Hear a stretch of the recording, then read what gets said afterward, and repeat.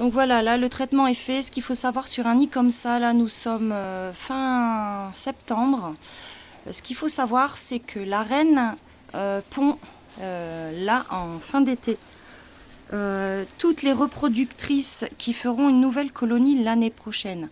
Donc ce qui est très important de savoir, c'est que quand on traite un nid là maintenant ou avant, hein, ce sont des centaines de gynes qui ne seront pas, qui ne naîtront pas pour l'année prochaine, puisque le frelon repart de zéro. Donc toutes les petites princesses qui naissent là septembre, octobre, novembre, décembre, elles vont prendre des forces, elles vont se reproduire, elles vont emmagasiner tous les spermatozoïdes nécessaires pour la saison l'année prochaine.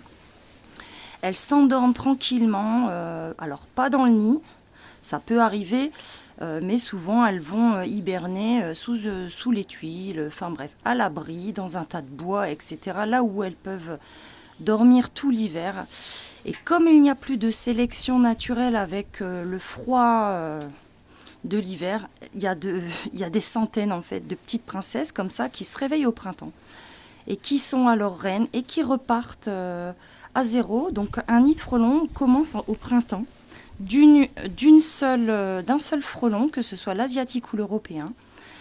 Et il construit ces magnifiques choses. Donc en fait, le fait de faire traiter le nid de frelon, bah, déjà ça évite un danger d'attaque de masse quand il est chez vous. Et puis ça dégrossit la population de frelons tout autour de vous, parce que si vous ne faites pas traiter le nid, vous vous dites, bon, bah, de toute façon l'hiver il va crever et moi je serai tranquille, il n'y aura pas de nid de frelons. Bah, vous risquez d'en avoir peut-être 2, 3, etc., etc. Le voisinage l'année d'après. Donc c'est pour ça qu'il faut vraiment